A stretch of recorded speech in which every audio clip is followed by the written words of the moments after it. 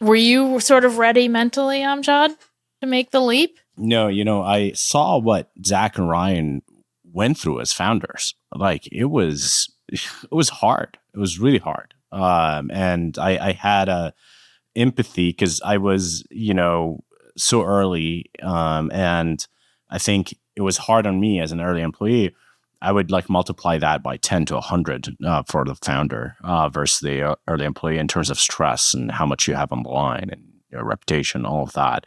Ben Horowitz says it gets intertwined with your nervous system, and like attacks on your startup becomes almost, it's a recipe for all sorts of disasters. So I thought I just didn't feel like I wanted to do it. I was feeling good at the time. I got healthy. I was starting to work out, and I was eating healthy because I for a long time I was working really hard, neglecting my health, and I was like, I don't know if I want to do it. So we try to make it a project at Facebook actually.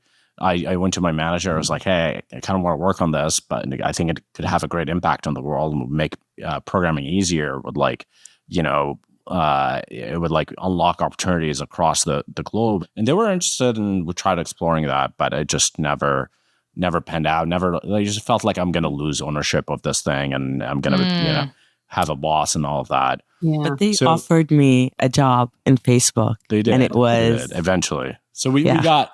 Really? The plan worked. Yeah, they're great. I think it's a fantastic company.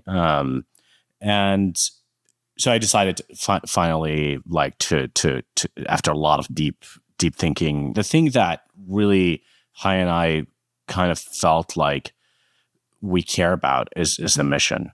Until this day is like, making programming more accessible to more people is changing lives, as we speak. A lot of people in Replit have fundamentally changed their lives because they learned the skill.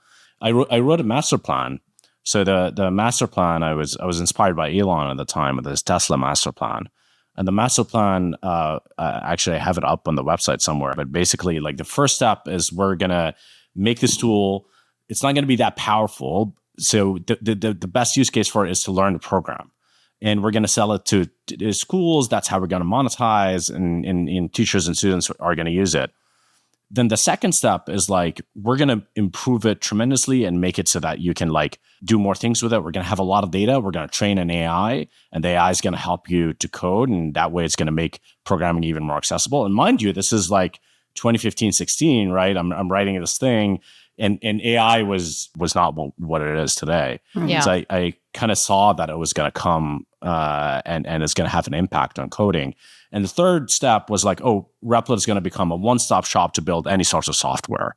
You're going to be able to host the applications. You're going to be able to deploy them and scale them. You're going to be able to build an entire business on it. And so that's where we are today. So what Paul said exactly is like, it was always kind of, that vision was always the case.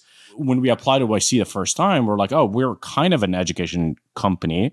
We have all these teachers and students. We're going to sell to them. We got rejected. We started bootstrapping essentially because we started getting in some revenue. Eventually, we raised some money from Bloomberg Beta, from Roy Bahat, who was also an investor at Code Academy. I knew him from those days. I reached out to him.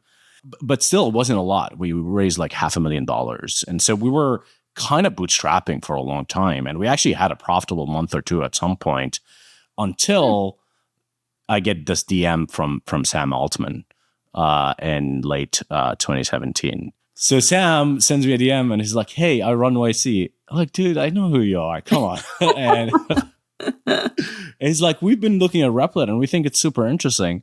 I was like, if it's super interesting, why didn't you accept us the gazillion times we applied? Good question. Yeah, and he's like, why don't you come see me at OpenAI? I was like, OpenAI? What is that? And so I go to the mission, and I see him at OpenAI, and we start talking, and he's like, what you're building is super exciting. Actually, Paul found you in Hacker News. Hacker News at the time loved us, and we were on Hacker News every other week.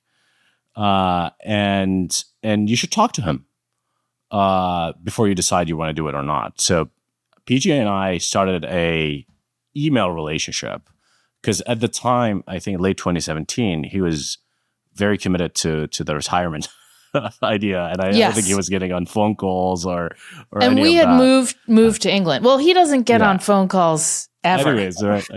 So, and we're in England. Okay. Right. So, but I knew he met you first, and he has always loved this idea.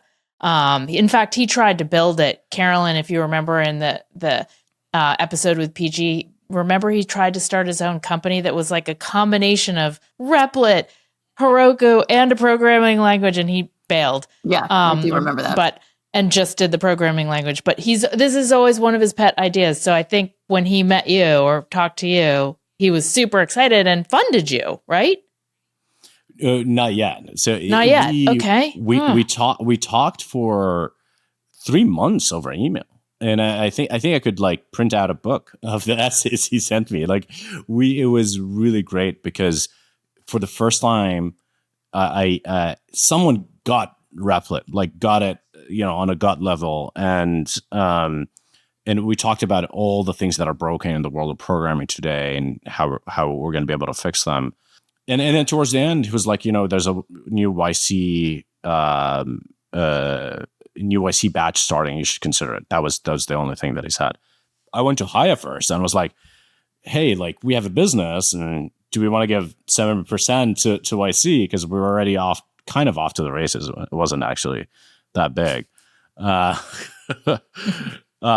so the reason we decided to do YC is Paul, because we felt like his advice was so on point. It felt like talking to a prophet in some ways, because he could see the future so clearly. I actually think, Paul has a big reputation. I actually, after interacting with him personally and hearing his ideas, he's probably underrated, I would say. And in terms of like how clearly he can see things, and a lot of founders who still meet with him today for office hours and all of that, he can drop one insight and that could like really change the trajectory of your business. Yeah, I've seen that happen before.